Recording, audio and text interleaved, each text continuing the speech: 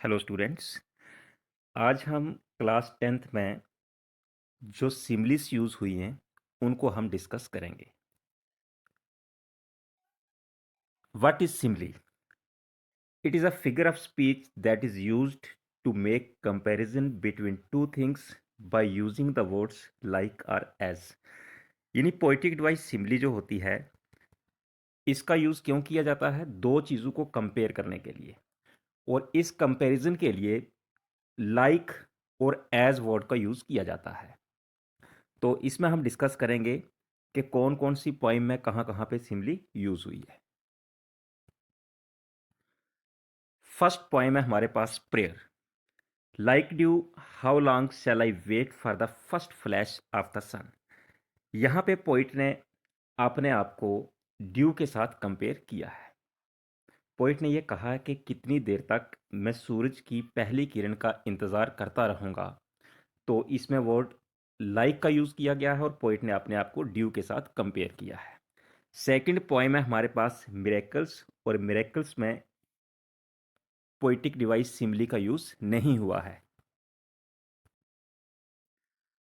Third poem when you are old, इस poem में भी सिमिली का यूज नहीं हुआ है।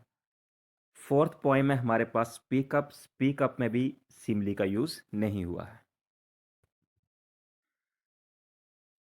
Poem number 5 snowdrop. स्नोड्रॉप में टू सिमिलीज का यूज हुआ है। फर्स्ट है weasel and crow as if moulded in brass. यानी यहाँ पे पोइट ने वीजल और क्रो, वीजल एक वाइल्ड एनिमल है और वीजल एंड क्रो को किसके साथ यूज़ किया कि ऐसा लगता है कि वीजल एंड क्रो जो है वो पीतल के सांचे में डाले हुए हैं। और बीच में पोइट ने एज का यूज़ किया है। यानी लाइक और एज का यूज़ हम करते हैं जब हम सिमिली में दो चीज़ों को आपस में कंपेयर करते हैं। अब हमारे पास poem number 6 my mother at 66। इसमें फर्स्ट जो सिमिली यूज हुई है, her face ashen like that of a corpse. यहाँ पे पोइट ने अपनी मदर का जो चेहरा है, यानी एशन फेस है, उसको कॉप्स के साथ कंपेयर किया है। यानी कॉप्स होता है डेड बॉडी, तो पोइट ने वर्ड लाइक का यूज किया है कंपेयर करने के लिए। सेकंड है she was as old as she looked. तो इसमें पोइट ने ये कहा है कि उसकी मदर उतनी ही बूढ़ी दिखती है जितनी वो बूढ़ी है, जितनी उसकी ओल्ड एज है। तो इसमें पोइट ने टू टाइम्स एज का यूज़ किया है कंपेयर करने के लिए। एंड थर्ड है I looked again at her wan pale as a little winter's moon. यहाँ पे पोइट ने अपनी मदर को सर्दियों के, जो सर्दियों का चांद होता है, लेट विंटर्स मून होता है, उसके साथ यहाँ पे कंपेयर किया है। एंड नेक्स्ट है हमारे पास poem number 7 an evening wet with rain. इस पोइम में भी सिमिली का यूज नहीं हुआ है। Poem number 8 the tale of Custard the dragon. इस पोइम में पोइट ने बहुत ज़्यादा सिमिलीज का यूज किया है। फर्स्ट है dog was as sharp as mustard, यानी डॉग को मस्टर्ड के साथ कंपेयर किया गया है। तो बीच में टू टाइम पोइट ने एज का यूज किया है। Mouth like a fireplace. Poet ने कस्टर्ड के माउथ को फायर प्लेस के साथ कंपेयर किया है। बीच में लाइक वर्ड का यूज किया गया है कंपेरिजन करने के लिए। Next, Belinda was as brave as a barrel full of bears, यानी बेलिंडा को एक मोटे रीछ के साथ कंपेयर किया गया है और पोइट ने टू टाइम यहाँ पे एज का यूज किया है।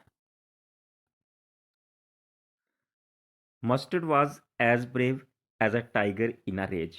तो मस्टर्ड यानी डॉग को यहाँ पे टाइगर के साथ कंपेयर किया गया है। यानी मस्टर्ड जो है उतना ही बहादुर है जितना एक टाइगर रेज में, गुस्से में बहादुर होता है। तो यहाँ पे एज का यूज किया गया है कंपैरिजन करने के लिए। स्नॉटिंग लाइक एन इंजन, यानी कस्टर्ड की आवाज को इंजन के साथ कंपेयर किया गया है। Clashed his tail like irons in a dungeon, यानी जब कस्टर्ड अपनी टेल को हिलाता है तो बहुत जोर जोर से यहाँ पे आवाजें आती हैं। He went at the pirate like the robin at a warm.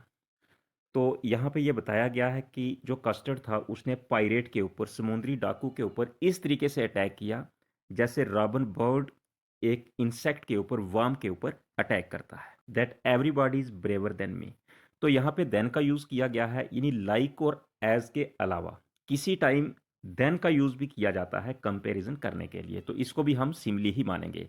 यानी यहाँ पे that everybody is braver than me, तो यहाँ कस्टर्ड ने ये कहा कि हर आदमी उससे बहादुर है। तो अब है हमारे पास poem number 9। Poem number 9 last lesson of the afternoon में भी सिमिली का यूज़ नहीं किया गया है। अब है next poem number 10 from I explain a few things. इसमें टू लाइन्स में सिमिली का यूज़ किया गया है। फर्स्ट है the dry face of Castile like a sea of leather, यानी ड्राई फेस ऑफ कैस्टिले को सी ऑफ लेदर के साथ कंपेयर किया गया है, बीच में वर्ड लाइक यूज़ किया गया है। फ्लाउड easily like the blood of children, तो इसमें ये पोइट ने ये कहा है कि स्पेन की स्ट्रीट्स में जो वहाँ पे ब्लड फ्लो कर रहा था, जो खून बह रहा था, वो ब्लड ऑफ चिल्ड्रन की तरह ही था।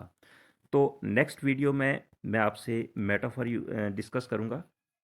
तो जितनी भी पोइटिक डिवाइसेस हैं वो मैं एक एक करके पॉइंट वाइज सारी आपसे डिस्कस करूँगा। Thank you.